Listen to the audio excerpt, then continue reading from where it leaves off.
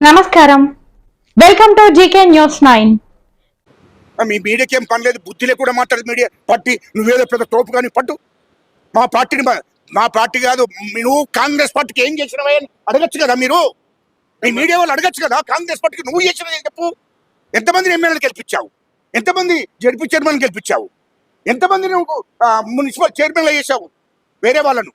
Congress party నువ్వు అధికారంలో ఉన్నప్పుడు, నువ్వు మంత్రిగా ఉన్నప్పుడు ఇది అడగదు. మీ మీడియా అడుగుతలేదు. వాడెవడో లుచ్చానా కొడుకు, వాడెవడో ఉన్నాడు, వాడెవడో పట్టి పట్టి మాట్లాడుతుండే. ఇవన్నీ అడుగువాను, ఎందుకు అడుగుతలేరు అక్కడ? ఏం చేసిండైనా? ఆయన మూలంగా 100 మంది చచ్చిపోయారు. తెలుసా మీకు ఇది? గత చరిత్ర తెలుసా జీవన్ రెడ్డి గారు? అంటే ముందు ఒక మీడియాను ఉద్దేశించి 2 విషయాలు నా అభిప్రాయం కూడా చెప్పాలనుకుంటున్నాను. అదే నేను మీడియాను ఏదో మాట్లాడినట్టు నిన్న రాత్రి నుండి మీడియాను నేను ఏదో మాట్లాడినట్టు ఒక ప్రచారం మొదలుపెట్టి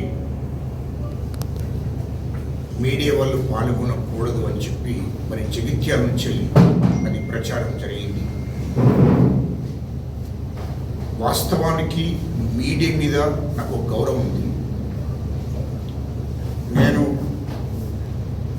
స్టూడెంట్ ఆర్గనైజేషన్ నుంచి మొదలుకుంటే, తెలంగాణ దళిత ఉద్యమం నుంచి మొదలుకుంటే తెలంగాణ ఉద్యమం వరకు, తర్వాత తెలంగాణ జేసీ చైర్మన్గా, ఆ తర్వాత కాంగ్రెస్ పార్టీలో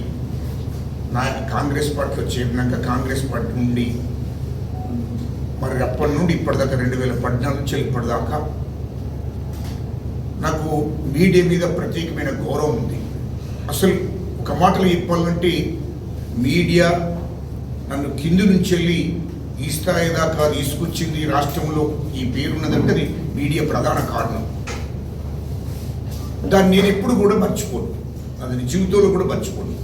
నేను వాస్తవానికి ఈ రాష్ట్రంలో ఉన్న మీడియాకు, నేషనల్ మీడియాకు, ఇక్కడ ఉన్నటువంటి కరీంనగర్ ఉమ్మడి జిల్లా మీడియాకు అందరికీ నేను రుణపడి ఉంటాను. అది జీవిత కాలం అంతా రుణపడి ఉంటుంది. ఎందుకంటే ఈ సామాజిక వర్గాల్లో ఈ చిన్న జాతుల నుంచి వెళ్ళి మరి నేను ఎన్నో కష్టాలు ఎన్నో నష్టాలు ఎదుర్కొంటూ మరి తిరుగుబాటు చేసుకుంటూ, ఒక దిక్కు ఉద్యమాన్ని, ఒక దిక్కు బడుగు బలహీన వర్గాల కోసం, దళితుల కోసం, గిరిజనుల కోసం మరి ఎన్నో ఉద్యమాలు పోరాటాలు చేసినటువంటి వారిని. అది మీడియాకి అందరికి కూడా తెలుసు. మీడియా కూడా అంత నాకు సపోర్ట్ చేశారు. వాస్తవం నేను మీడియాను ఏనాడు కూడా ఒక మాట కూడా మాట్లాడలేదు, మాట్లాడను కూడా. ఒకవేళ నా మాటల్లో మీకేదైనా తప్పు అనిపిస్తే నన్ను క్షమించండి. ఒకటి, మొన్న జరిగిన సంఘటన, జీవన్ రెడ్డి గారు కాంగ్రెస్ పార్టీకి రాజీనామా చేశారు. జీవన్ రెడ్డి గారు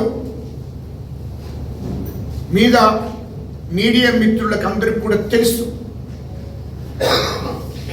జీవన్ రెడ్డి గారు మాట్లాడుతుంటే ఒక ఛానల్, ఇప్పటికి కూడా నేను చెప్తున్నా, ఒక ఛానల్, ఆ ఛానల్ పేరు కూడా నేను చెప్పడం లేదు. తప్పని పరిస్థితి చెప్పవలసి వస్తే చెప్తాను. అది కాంగ్రెస్ పార్టీ మీద విషం కక్కుతూ జీవన్ రెడ్డి గారి దగ్గర ఎప్పుడు ఇంటర్వ్యూ చేసినప్పుడు మరి వాస్తవానికి ఈ సామాజిక వర్గాలకు నువ్వు ఏం చేశావు, కాంగ్రెస్ పార్టీ కార్యకర్తలకు 42 ఏళ్ళ నుంచి ఏం చేశావని ఎందుకు అడగలేదని నేను మీడియా ముందు మాట్లాడినా. అది ఒక్క ఛానల్ మాత్రమే. ఈ 99 ఛానళ్ళు ప్రజల పక్షాన ఉంటాయని నాకు తెలుసు. దళితుల పక్షాన, గిరిజనుల పక్షాన, అణగారిన కులాల పక్షాన ఉంటాయి. ఇవాళ అణగారిన కులాలు, దళితులు, గిరిజనులు ఇవాళ రోడ్ల మీద తిరుగుతున్నారు. ఈ స్థాయిలో తిరుగుబాటు చేసి ఉద్యమాలు చేసిందంటే అదంతటికీ మీడియా కారణం. మీడియా సపోర్ట్ చేయడం మూలంగా. మీడియాని మేమెందుకు మర్చిపోతాము? మేము మర్చిపోవడానికి తిన్నింటి ఆశలు లెక్క పెట్టాం. మీడియాకు రుణపడి ఉంటాం. ఈ రాష్ట్రంలో, ఈ దేశంలో కానీ రాష్ట్రంలో కానీ దళితులు కానీ, గిరిజనులు కానీ, అణగారిన కులాలు కానీ, రెడ్లు కానీ, వెల్మలు కానీ, బ్రాహ్మణులు అందరూ కూడా ముఖ్యంగా అణగారిన కులాలు రుణపడి ఉంటారు మీడియా. ఎందుకంటే ఈ సామాజిక వర్గాలు ఇవాళ రాష్ట్రంలో ఉద్యమాలు, పోరాటాలు జరిగినప్పుడు పూర్తిగా మీడియానే అండగా ఉంది. ఇది తెలుసు అందరికీ, ఇది వాస్తవం. ఒకవేళ మీడియా అండగా లేకపోతే ఈ రోడ్ల మీద మమ్మల్ని బతకనియకపోదు. ఇది వాస్తవం. ఆనాటి భూస్వాములు కానీ, ఆనాటి పోలీసు వ్యవస్థ కానీ అసలు ఎక్కడ కూడా ఈ 30-40 ఏళ్ళ నుంచి మీడియా గిట్ట లేకపోతే ఈ సామాజిక వర్గాలను బతకనియకపోతుండే. ఇది వాస్తవం. మేము ఒప్పుకోవాలి, తీరవలసిందే. ఇవాళ ఈ సామాజిక వర్గాలు దళితులు, గిరిజనులు, అడగని కులాలు బతికినాయి, బట్టగట్టినాయి. ఉద్యమ నాయకులందరూ బతికిండ్రు, బట్టగట్టిండ్రు. తెలంగాణ ఉద్యమం రాష్ట్రం రావడానికి ప్రధాన కారణం మీడియా. ఇది వాస్తవం. మేము ఇది మర్చిపో. కానీ ఒక్క ఛానల్ మాత్రము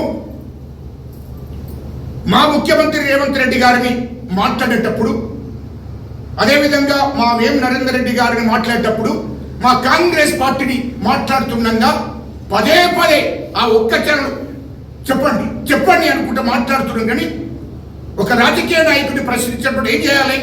నువ్వు ఏ సామాజిక వర్గాలకు న్యాయం చేశావు 42 ఏళ్లలో అని ఎందుకు అడగలేదు? కాంగ్రెస్ పట్ల దళితులున్నారు, ఎస్టీలు ఉన్నారు, బీసీలు ఉన్నారు. మరి వీళ్ళందరికీ ఎందుకు వీళ్ళని ఒక నాయకులుగా నువ్వు ఎందుకు తయారు చేయలేదు? వీళ్ళందరికీ ఎందుకు వాళ్ళకు పదవులు రాలేదు? వీళ్ళందరూ కష్టపడ్డ కాంగ్రెస్ జెండా 40 ఏళ్ళ నుంచి పట్టుకున్నటువంటి కార్యకర్తలకు ఎందుకు నువ్వు న్యాయం చేయలేదు? దాన్ని ఎందుకు అడగలేదు? ఆ ఛానల్ మాత్రం ఎందుకు అడుగుతలేదు అని నేను అన్నా. ఇది నా తప్ప. ఆ ఒక్క ఛానల్ను రాత్రి జీవన్ రెడ్డి గారు పిలుచుకొని ఆ ఒక్క ఛానల్తో పాటు అన్ని ఛానళ్లను అన్నాడని ఒక దుష్ప్రచారం మొదలుపెట్టి తప్పుడు ప్రచారం పెట్టి మీడియా ఎవరు పాల్గొనకూడదు అని చెప్పి రాత్రి 1-2 దాకా నాకు మీడియా ద్వారా ఫోన్లు వచ్చాయి. నేను అయినా సమాధానంగా జవాబిచ్చాను. అయ్యా, మిమ్మల్ని కాదు, ఒక్క ఛానల్ మాత్రము ఈ విధంగా కావాలని కాంగ్రెస్ పార్టీ మీద విషం చిమ్ముతుంది, అది కరెక్ట్ కాదు అని నేను అన్న తప్ప మీడియా మొత్తం కాదు దయచేసి అని చెప్పి మీడియా వాళ్ళకు రాత్రి 12-1 కూడా నాకు మాట్లాడితే అది నాకు వాట్సాప్ చేస్తే నేను మళ్ళీ వాళ్ళకి జవాబు పంపించాను. అయ్యా, మిమ్మల్ని ఎవరికి కాదు. మీరు ఒక రాజకీయ నాయకుడు, రాజకీయాల్లో నాయకులు వస్తారు పోతారు, కానీ మీరు నిరంతరం మీడియా ఉండేది, మీరు ఇట్లా చేయకండి అని చెప్పి రాత్రి కూడా 12:30-1కి నేను మళ్ళీ మొత్తం ఎంక్వైరీ చేస్తే జగిత్యాల్లో జీవన్ రెడ్డి గారు దాదాపు ఒక 10 మంది మీడియా మిత్రులను పెట్టుకొని కూర్చొని నా మీద దుష్ప్రచారం చేయడం కోసం తెల్లారి వరకు ఒక ప్లాన్ చేసి ఆయనకు సంబంధించిన యూట్యూబ్ ఛానల్స్, ఆయనకు సంబంధించినటువంటి ఛానల్స్ వీళ్ళందరినీ పట్టుకొని నా మీద తెల్లారి వరకు ఒక ప్లాన్ ప్రకారం నేనంటే జగిత్యాల ప్రెస్ మీట్ పెడతానని చెప్పానట, దాన్ని రద్దు చేసుకున్నట్టు, తర్వాత నేను ఇక్కడ మీడియా వాళ్ళని ఇట్లా అన్నట్టు వాళ్ళ సోషల్ మీడియా ద్వారా నా మీద ప్రచారం మొదలుపెట్టి మొత్తం దాని మీద జిల్లా మొత్తం ప్రచారం చేస్తున్నాడు జీవన్ రెడ్డి గారు. ఆయనకు సంబంధించినటువంటి సోషల్ మీడియా ఒక ఛానల్ వాళ్ళ ద్వారా మొత్తం ఉన్నటువంటి మెజార్టీ 99% ఉన్న మీడియాకు తప్పుడు సమాచారం ఇచ్చి నా ప్రెస్ మీట్ అడ్డుకునేటువంటి కార్యక్రమం చేస్తున్నాడు జీవన్ రెడ్డి గారు. ఇదేంటి నాకు అర్థం కాదు. మీరు ప్రజల పక్షాలు ఉండాలి. నేను ఒక అణగారిన కులాలకు సంబంధించి ఉండి నేను ఈ స్థాయికి రావడం మీరు కారణం. మీరు డైరెక్ట్గా మిమ్మల్ని ఏమనంటే నన్ను మాట్లాడండి, మీకు అడిగే హక్కు ఉంది.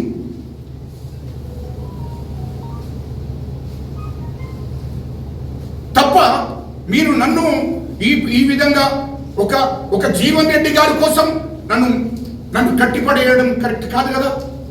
Hi, this is Neha Shetty. Please subscribe to GK News. Hi everybody, subscribe to GK News.